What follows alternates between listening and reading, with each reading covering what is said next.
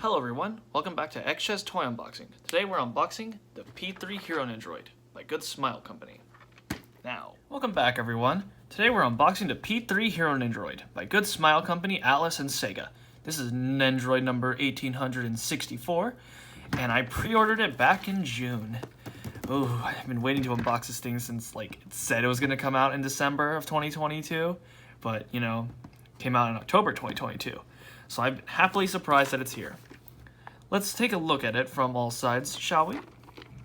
The bottom, the sides. That displays his alternate face, his sword. The back. This one also displays his evoker gun that he uses to summon his persona in game, and a full card. Although the Arcana card is not used to summon his persona in this game, it's still relevant to the story on account that he's the fool, or he holds the power of the wild card, which is the fool. Top, front view again. Alright then, let's get started on unboxing this guy, shall we? Alright then, we're back everyone. I got my trusty dusty, heavy duty nail clippers. Let's unbox this sucker, shall we? Come on, come on. Ooh, it's got that new tape smell. Just gotta press it through here. I don't want to damage the box. Oh! Okay, it's almost done. Come on. Shit. There we go. That's how you do it. Okay, let's remove that little tape thing. Let's show it from this angle. Yeah, come on. Wait, does it have more tape on this side? No, I don't think it does. Oh. Okay, let me raise up the camera a little bit, everyone. There we go. Really prolong this, saving the moment. Ooh. Ooh. A little bit of the dark hour background. My. Oops.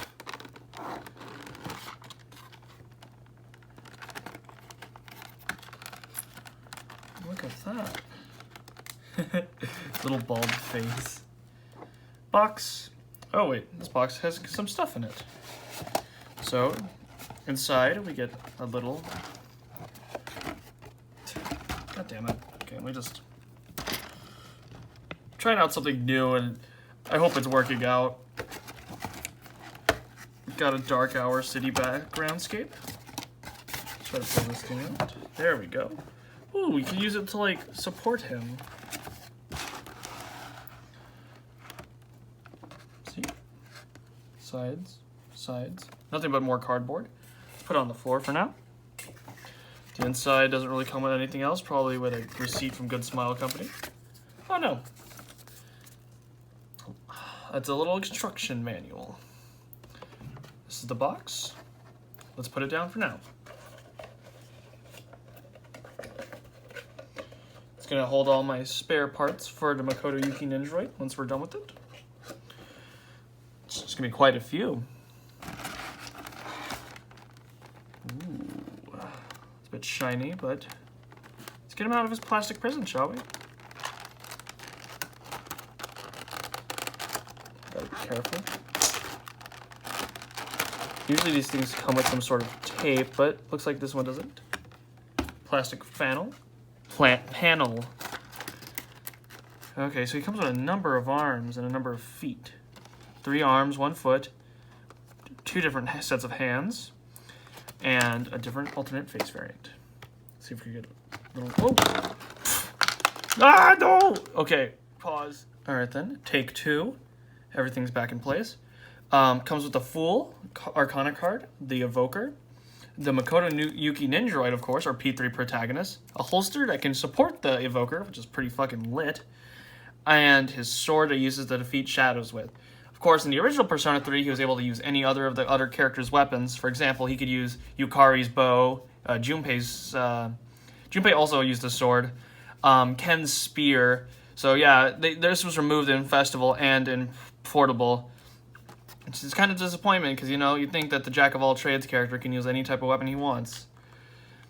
Alright then, let's get him out. Oh. Then. Seems like he's not gonna need my help with this. Oh, pff, he's a, what the fuck? Something just fell out of him. A small evoker pistol that looks like he can fit into his pocket, so it looks like it's not the same evoker pistol that's supposed to go inside of him. Extra accessory. Anyways, let's get back into him. The unwrapping. Oh shit, I'm not gonna like, okay. It's one of these things. He's got one underneath his little face shield, underneath his hair too. Look away, kids. You're about to see something bad happen to the P3 protagonist. Whoa, the hair's so cool looking. It's got like, look at that painting. I don't know if you can see it that well. Let's see. It's like multiple different shades of blue and purple. So like, it's a darker and then it gets brighter and then it gets a little bit darker back at the top. Dude, it's so cool. I'm so glad I bought this thing. I saw this thing up for pre-order on in middle of April 2022, this year. And I was like, whoa, wait, really? No joke? It was by Good Smile Company. I had never ordered anything off Good Smile before, and so I was just like a bit skeptical. But no, it was true. The whole thing was new. And a few months later, I finally had enough money, and I secured a pre-order for it. And shipping, it shipped the 28th of October, and it arrived on the 31st.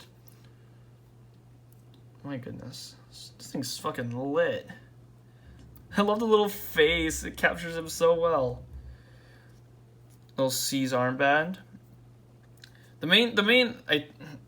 main attraction here is, of course, the interchangeable parts, the arms, the face, and the hairpiece to be able to come off, because you can put multiple hair pieces on the character, even leg pieces too. This thing's a quite the neat little figure. Got tiny little shoes.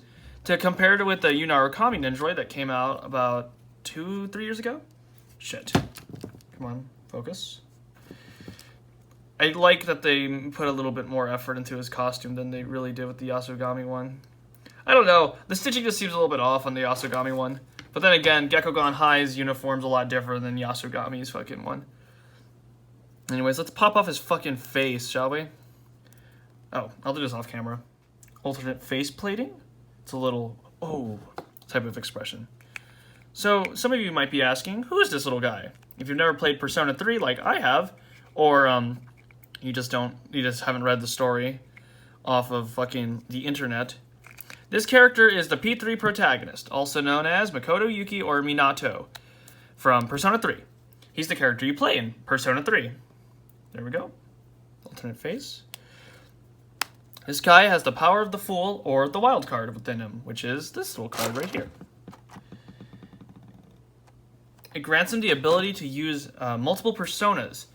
And in this story, he joins this group of led by this school teacher called C's, something shadow execution, right?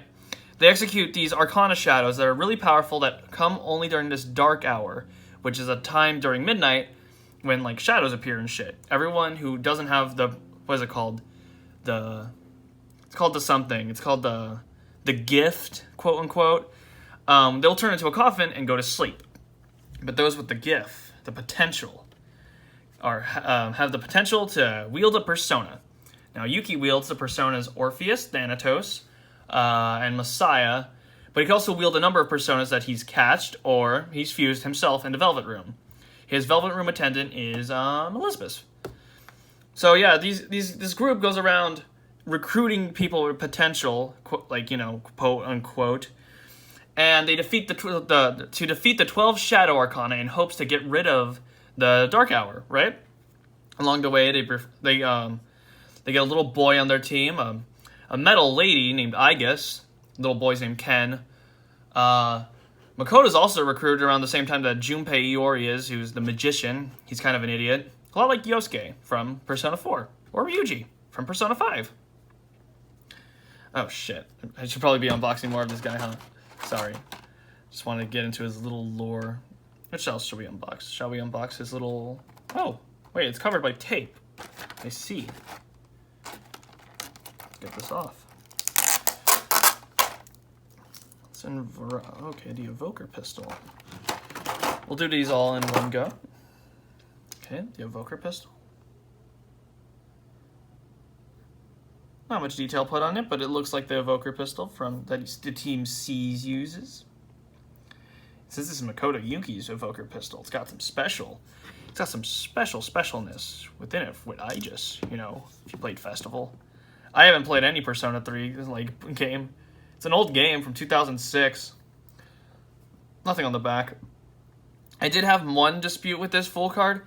I like the one that comes with Yu Narukami's Nendoroid, where it's like astral-ish, but that wouldn't really make much sense in the Persona 3 case because, well, they didn't use the cards. They used the evokers to evoke their personas, which the way they evoke their personas in this game is they have to have the fear of not dying within them.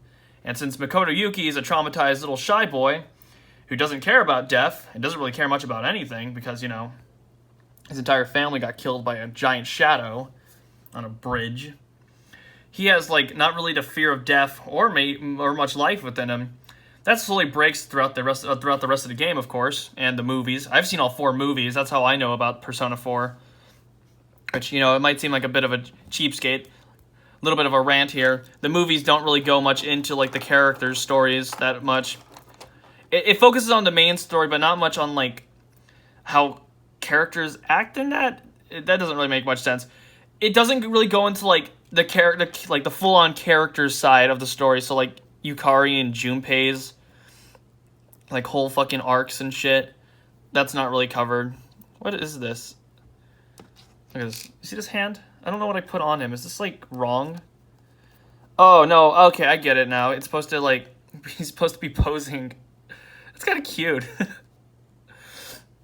So they take down these 12, like, shadow arcana, right? Or arcana shadows. And, they end up awakening this fucking, like, god of death kind of thing called Nyx that lives in the moon. It's this giant alien that's supposed to destroy the Earth and do something with shadows, right? And then this Nyx avatar who, like, takes the form of this boy called Ryoji or Pharos. Pharos being a boy that Makoto Yuki met in his first night inside of Gekukon High School's dorms, who disappeared after the 12 Shadow Arcana were destroyed. After the 12 Arcana shadows were destroyed. So after those were destroyed, he became this, like, kid known as Ryoji, who basically is just, like, the harbinger of, like, death itself. He summons Nyx to Earth, and it brings about this thing called the Fall. The Fall basically being, god damn it, I'm trying to fit this stupid thing in here. The Fall being, like humans, like, who wanted to wish for death, like, are bringing about, like, death through their apathy syndrome, or whatever the fuck was happening, where, like, people were just, like, dying in the streets because, like, the shadows were being killed throughout the night or something, so they just wake up dead. Whoa, fuck. Whoops.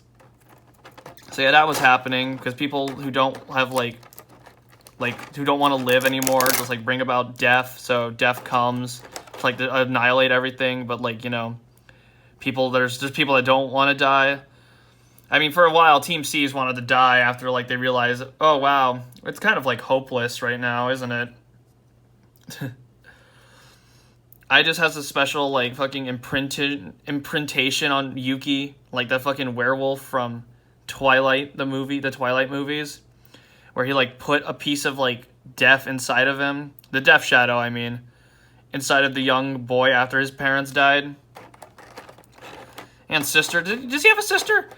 Wasn't it Minako who was his sister? You know, the brown-haired P3 protagonist from... Fuck me. God damn it. Fell out. From Persona 3 Portable. Persona 3 Portable being a game that... like, it seems like a bit of a demake of Persona 3, but I think it goes a lot more into the stories of, like, the characters in P3. You learn a lot more about Shinji before he gets his fucking heart blown out by, like, a guy with the real gun, not the evoker pistol. There's that whole... oh, yeah, there's that whole thing with, like, drugs that, like, Persona wielders can take, that, like, Persona suppressants. That's a whole thing. This guy, Shinjiro, like, before he killed this boy, this 10-year-old boy named Kanemata's fucking mother when his Persona, like, outburst because I guess he wanted to die or something. It happened to Yukari, too. God damn it. What is this thing? Is this for the card? Fuck it. We'll come... oh, wait, no, wait. I know what this is for. It's for the sword. Sorry if this is one of my weirder... Fuck me. The thing fell out. Ah! Sorry if this is one of my more weirder unboxings. Like, non-cohesive. I'm trying to, like... I'm doing a different thing with the camera angle right now. Just so, like, you guys can get a more of a focus on the toy itself that I'm unboxing. Oh, wait. Here. Let's get this thing out, too. It's the stand and the neck... And, like, a neck piece or something. Okay, that's, like, it's taped in there pretty well. Oh, fuck. Ah, don't fall.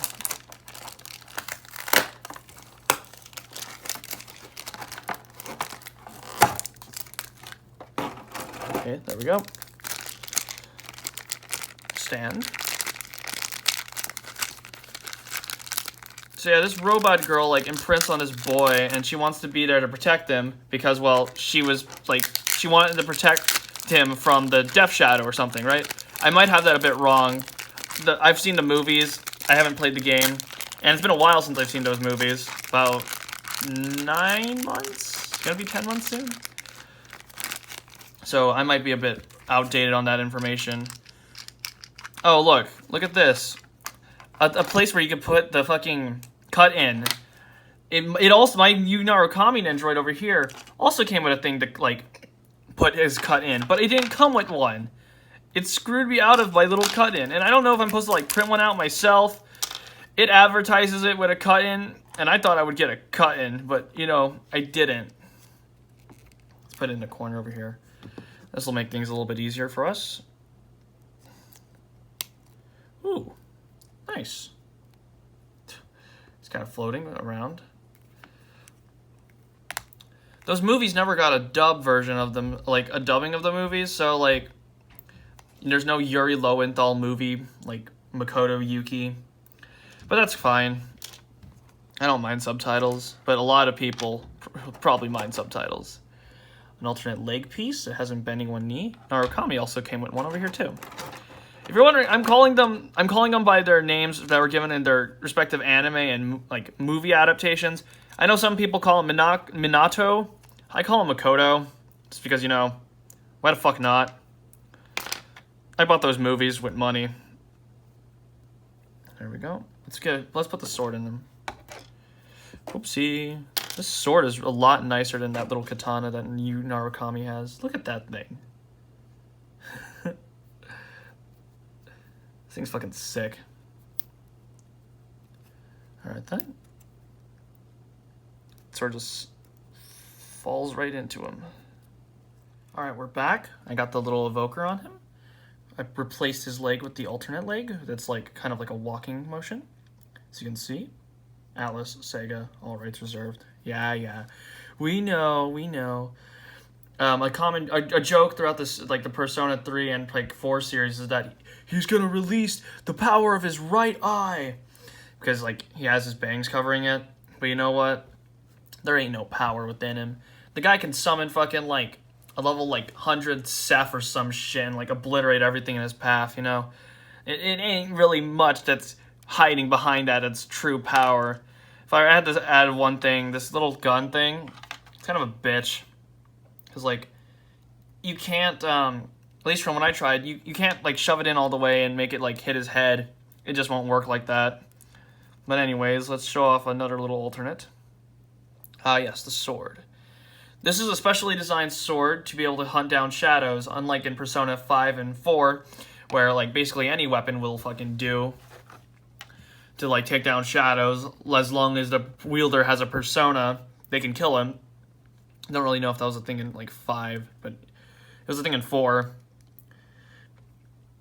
Comparison to this little katana over here. I fucking prefer this sword a lot more. He has this shitty little Arcana card, right? Okay, I don't know like how exactly to like put it in, but I guess it's supposed to like go in like this. The advertisement had him like holding it like this in this hand. This specific hand where it's like a it's like a little grabby thing. See, like looks perfect for holding a card, yet it can't. He also has this one hand. It's a fist. That seems to have a hole in it, like where you can put the sword. Yeah, that won't fit because, well, the sword's got a little diamond thing at the bottom, see? So when I was recording the conclusion for this video, I found out you could take apart the sword into 2 different pieces. So you could put it through this little fist right here. And let's see if we can get a better little close-up on that. Fuck. There we go. It's the fist with the hole in it. So you put the bottom end of the sword through the bottom end of the fist, right so. Come on. Okay, get out of frame, Makoto. You're messing up the shot. And then you just simply put the sword's head through like this. And there you go. He can now wield the sword. Shove his arm back through into that. And there we go. We got a little pose from the box. And you just put the sword through like that. And now it fits through him. Now let's put it on him.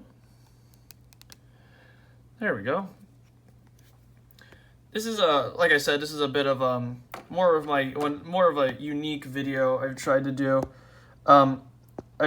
Shit. There we go. Let's try to do a little bit of a zoom in on him while I speak. This video has been in a few months in the making. It's been my special surprise that I've been hinting at for a few months since before the hiatus, actually. The reason for the hiatus is just because I haven't really had much of a toys to unbox. I don't really have much room on this table either to unbox any more toys. I gotta make more space somewhere. Still, I've been enjoying doing this for as long as I've been doing, which has been like about 5 months now. But to go into the character a little bit more, this is the P3 protagonist. He dies at the end of his game because, well, he uses Messiah against the Nyx avatar, and not the Nyx avatar, Nyx itself on the moon. He goes up there and uses the power of the universe, on the power of Messiah, which is the universe card being what he gets because of all of the confidants he made, like Yukari, Junpei, Mitsuru, Akihiko, Fuka, Ken, Koromaru, but he wasn't really a confidant. Shinjiro, too, but like, eh. You know what I mean? He got killed. The teacher, all the other characters, the hermit that lives on the computer. He uses that power of the universe to seal away Nyx on the moon. But in turn, that uses his life force and kills him. So he just dies suddenly on the rooftop. But he made a promise to Aegis to see and his friends to see the cherry blossoms with them in the next spring, which he did. But he goes up to the roof, falls asleep in the Aegis lap pillow, and passes out and dies, like never to wake up. And that leads into a whole number of events in Persona 3 Festival, which was a full-priced game that came out after 3, a year later. That explains that he just wanted his friends to live on happily with their lives and could fulfill the promise that they made to him. You know what I mean? Just live on and be prosperous. Which leads into Persona 4 Arena, which is kind of just like, eh. You know, it's not part of the main story, but it's still a little fun story. He's dead, though, which I was upset to learn about in Arena, because I didn't even know he died at the end of the 4th movie, which I learned about a month after I watched that. Whatever. Essentially, this boy was traumatized so much so that he just sort of had like a disdain for life.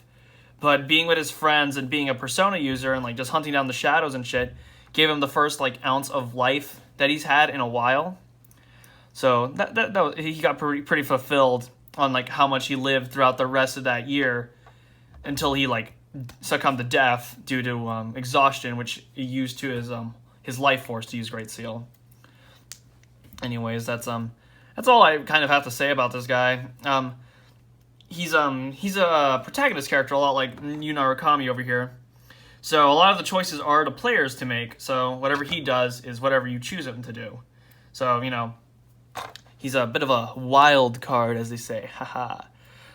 Elizabeth, the attendant in Persona Arena, left. This is explained in 4. Who's in Persona 3, his attendant, leaves in search of like something. She's basically there to like defeat that stupid hound that's like trying to summon Nyx constantly, but she's always there to kill it. That's what's said in like Arena. But she's essentially trying to free his soul, which is being used to keep Nyx away. But in every subsequent Persona game since 3, it's kind of been like change the heart of the shadows so people don't call for Nyx or something. At least that's what I kind of got from like the end of 3 Festivals story. Portable is kind of its own can of beans, where it's like, well, an alternate thing where it's like Minako's sister or something, or Minato's sister or something is still alive, or she's the protagonist. And through that, you get to see a number of the stories through other characters' eyes because, well, the males are more easy to talk to her than they are to the male protagonist, so you get more story off of them. Persona 3 Portable's weird. I don't really understand it. I know more about Festival than I do, like, Portable. Anyways, that's about it for now. I hope you all enjoyed this unboxing video of the Minato, or Makoto Yuki Nendoroid. It was, I've been waiting for this thing for months, and I'm so happy it came in, and nothing missing. Little facial piece to put right next to him. If you guys enjoyed, like, comment, and subscribe. This has been a bit of a long video, but I hope you all enjoyed it. Anyways, see y'all in the next one. Bye-bye. Persona.